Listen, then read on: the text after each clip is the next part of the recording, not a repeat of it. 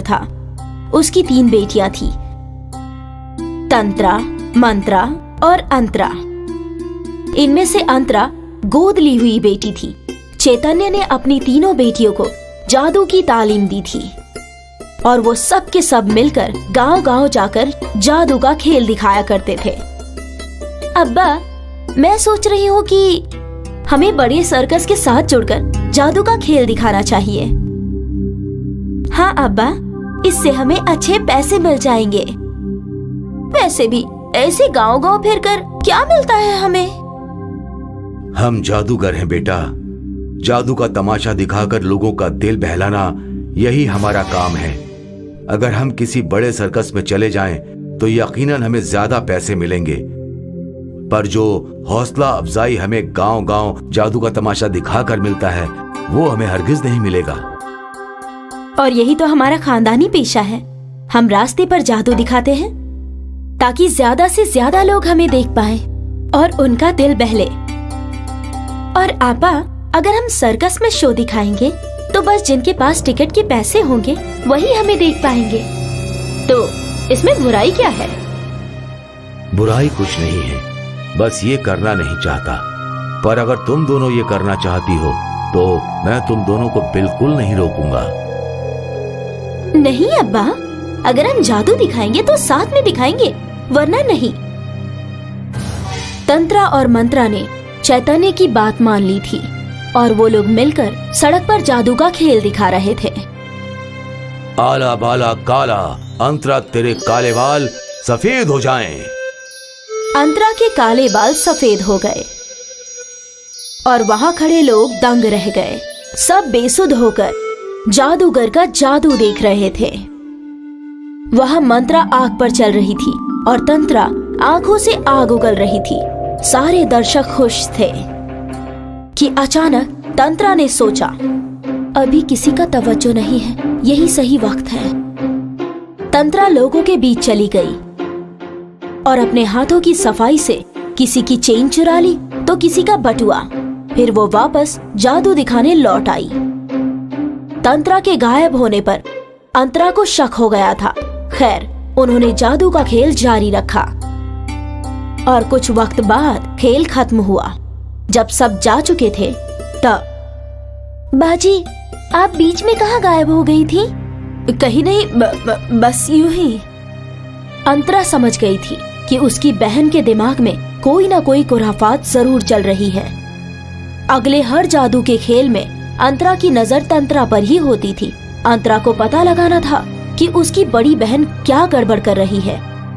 इसीलिए जब अंतरा जादू दिखाते दिखाते लोगों के बीच चली गई तो अंतरा ने भी उसका पीछा किया और अंतरा ने देख लिया कि उसकी बहन हाथ की सफाई से लोगों की चीजें चुरा रही थी।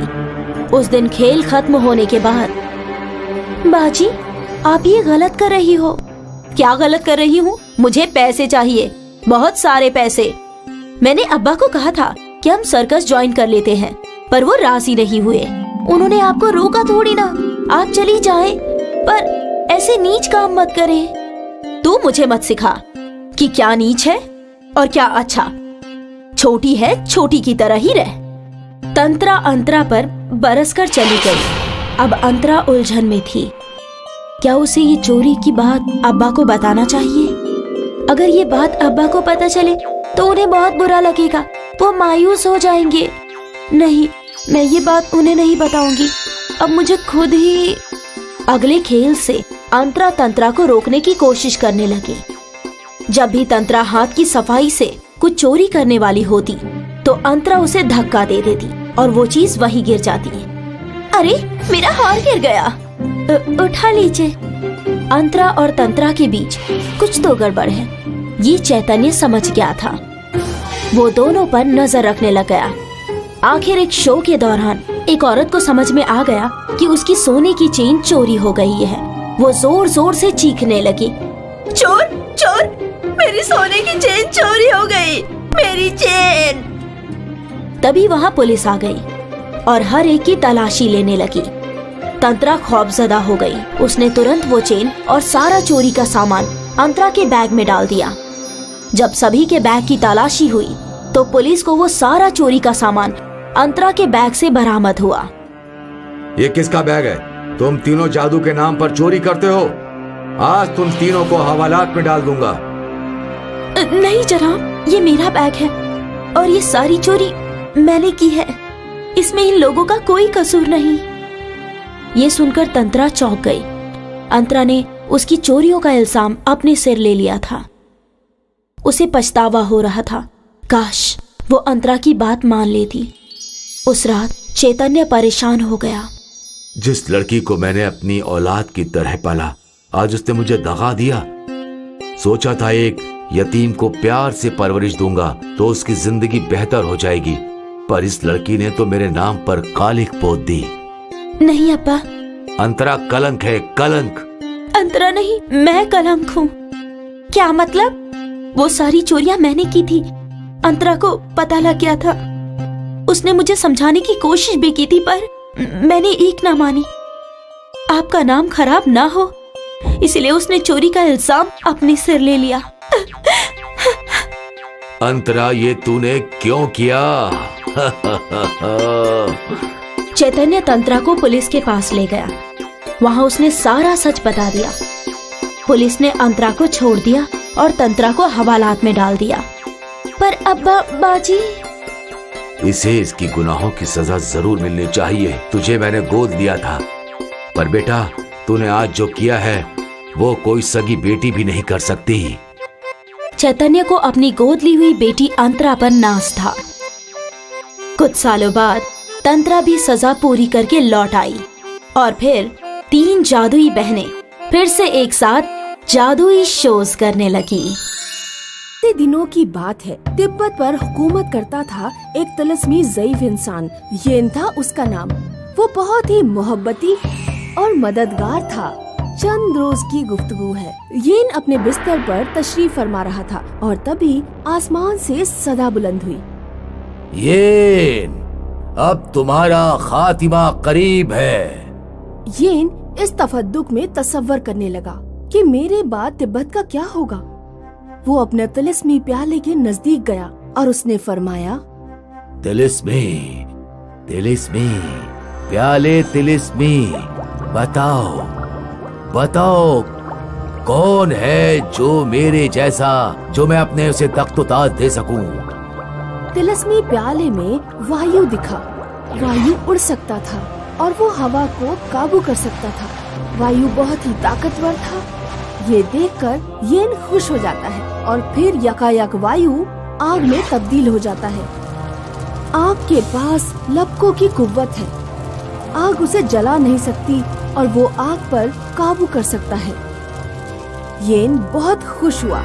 उसे लगा कि आग हवा से बेहतर है और तभी आग पानी में बदल गई। पानी के पास पानी की कुव्वत थी।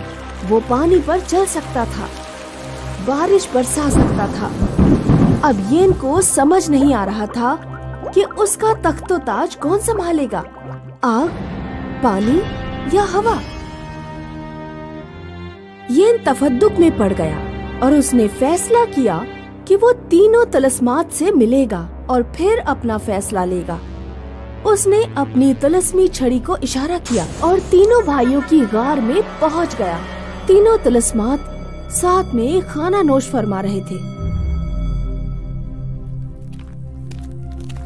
येन हूँ मैं। 7 सालों से तिब्बत मुल्क की बादशाही करता हूँ। मैं यहाँ तुम तीनों से मिलने की ख्वाहिश थी, क्योंकि अब मैं ज़ईफ हो चुका हूँ और मैं चाहता हूँ कि तुम तीनों में से जो सबसे ताकत और तवानाई की मार्फत रखता हो वो मेरा तख्तो ताज संभाले, मतलब तिब्बत का बादशाह तिलिस्मी बादशाह बने।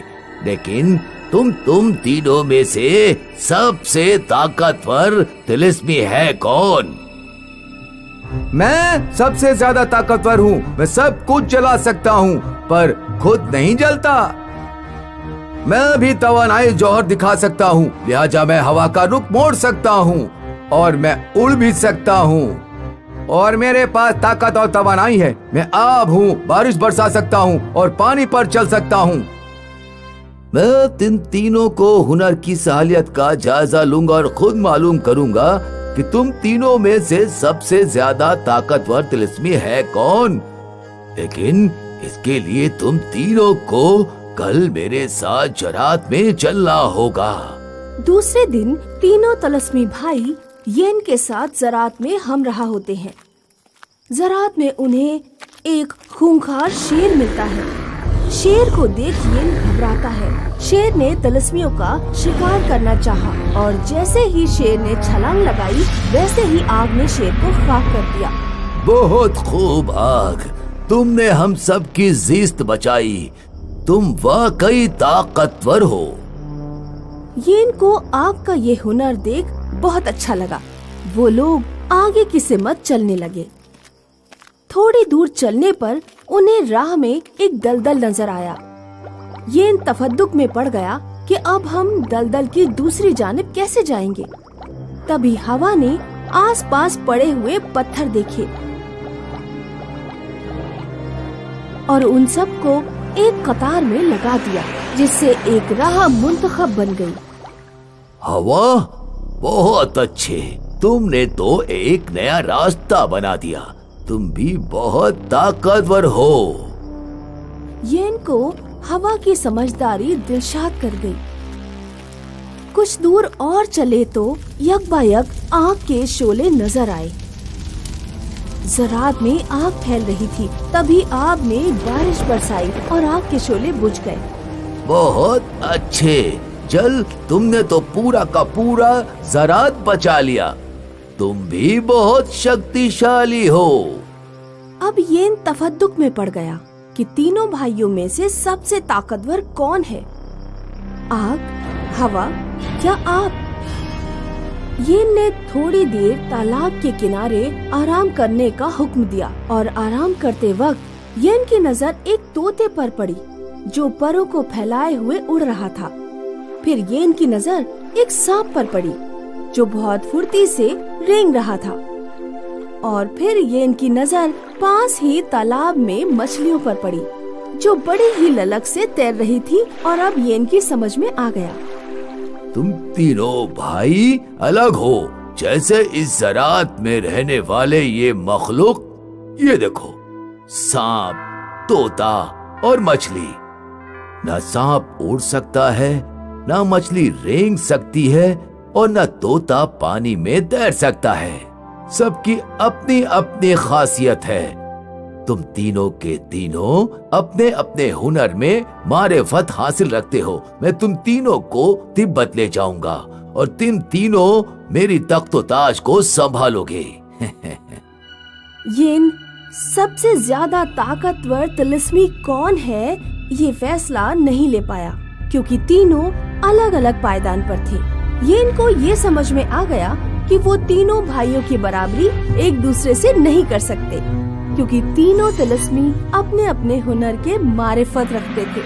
इसीलिए कहते हैं कि अपनी अपनी ढपली और अपना अपना साज। हमें किसी और से बराबरी नहीं करनी चाहिए।